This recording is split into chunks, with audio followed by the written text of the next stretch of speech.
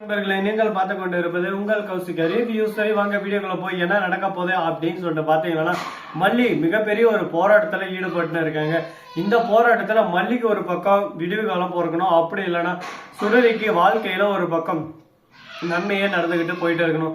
இப்ப கெட்டவங்க ஒரு பக்கம் நல்ல விஷயத்துக்கு நோக்கி போயிட்டு இருந்தா நல்லதுன்னு சொல்லிட்டு சொல்லலாம். ஆனா கெட்டவங்க கெட்டதுலயே ஜெயிச்சுட்டு போயிட்டே இருந்தா நல்லவங்களுக்கு என்ன பலன் இருக்கு, அந்த கடவுள் என்னதான் அருள் புரியுது அப்படின்ற மாதிரி நம்ம மல்லிக்கு ஒரு கோபம்.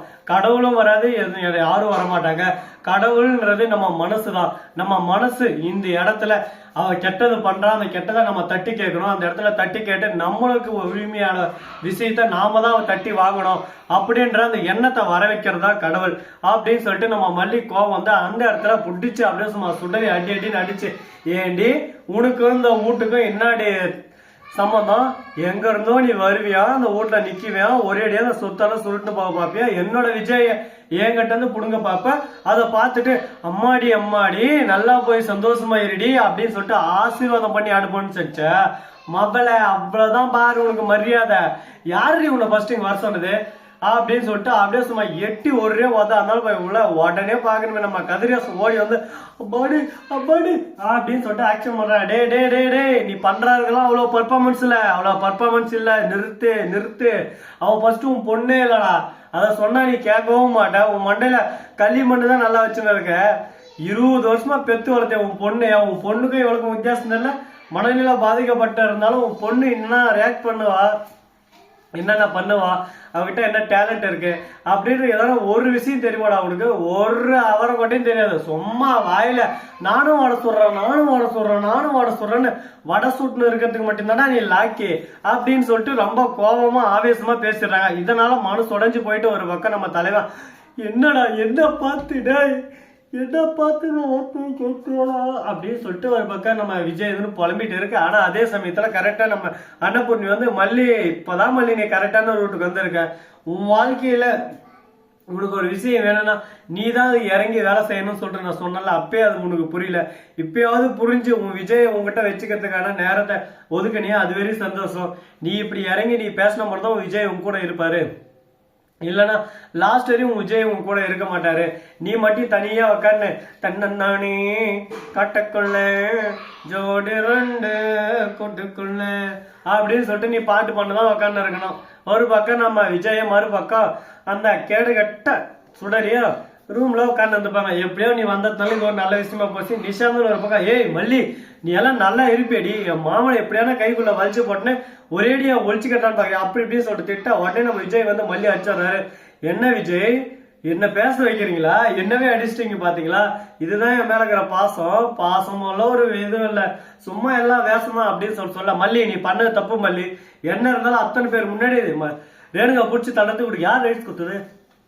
எந்த இடத்துல வைக்கணுமோ அந்த இடத்துல வச்சுன்னு இருந்துக்கணும். நான் மாத்தி வச்சல, அது என்னோட தப்பு தான். எல்லாத்துக்கும் காரணம் நான் தான், மூல காரணம் என்ன ஃபர்ஸ்ட் அடிக்கணும் அப்படின்னு சொல்லிட்டு சொல்றேன். நான் உடனே அடிக்கிறேன் அப்படின்ற மாதிரி ஒரு பக்கம் நம்ம மல்லி இருக்காங்கல்ல, அவங்க ரியாக்ஷன் கொடுக்க மல்லி இதுக்கு மேல இதெல்லாம் வேலைக்கு ஆகாது, நம்ம 2 பேரோட உறவு இத்தோட இந்த உறவை கட் பண்ணிக்கலாம் அப்படின்னு சொல்லிட்டு சொல்ல. உடனே நம்ம மல்லிக்கு ஒண்ணுமே புரியல. இப்ப என்ன பண்ண விஜய், நான் எதுவும் தட்டி கேட்க கூடாதா?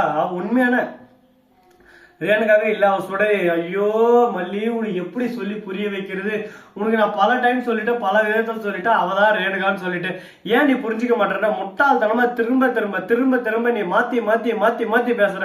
அதனால எந்த அளவுக்கு எவ்வளவு பேருக்கு பிரச்சனை வருதுன்னு தெரியுமா, அதனால எவ்வளவு பின்விளைவுகள் வருதுன்னு தெரியுமா. எதுவுமே தெரியாம நீ உன் பாட்டுக்கு ஒரு பக்கம் நீ பேசுறதா ரைட்டு, நீ சொல்றதா ரைட்டு, நீ சொல்றதா எல்லாரும் கேட்டுக்கணும் அப்படின்னு நினைக்கிற பார்த்தே அது ரொம்ப தப்பு, ரொம்ப ராங்கு அப்படின்னு சொல்ல. அப்படி கேளுங்க மாமா, அப்படி கேளுங்க அப்படின்னு சொல்லிட்டு நிஷா ஒரு பக்கம் டங் டங் டங் தட்ட ஆரம்பிக்கிறாங்க. ஆனா அதே சமயத்துல மனோகர் டே விஜயே நீ யாரு, மல்லி அந்த பக்கம் தூண்டி விட்டு அந்த பக்கம் பேச வச்சுட்டு நீ இந்த பக்கம் நல்ல மாதிரியே நடிக்கிறியா, டே மவன அவ்வளவுதான் பாத்துக்க அப்படின்ற மாதிரி ஒரு பக்கம் கோவப்பட ஆரம்பிக்கிறாரு நம்ம தலைவரே மனோவர்.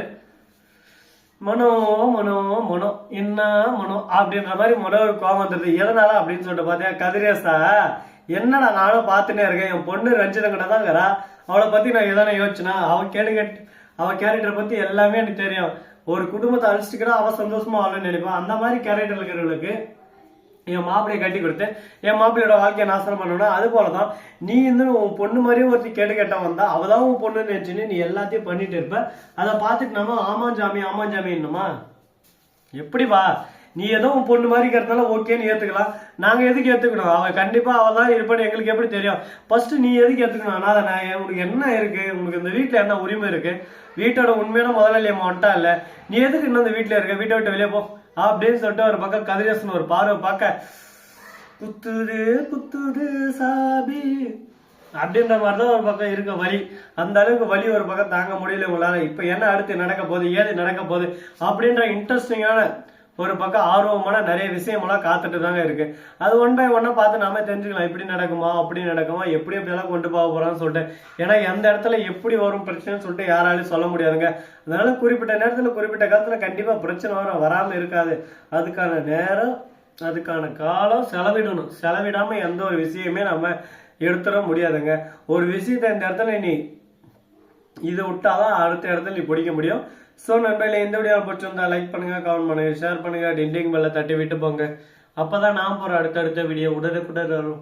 மிக்க நன்றி. தேங்க்ஸ் ஃபார் வாட்சிங். Tata, see you. நன்றி, வணக்கம், வந்தனம், வருக தருக.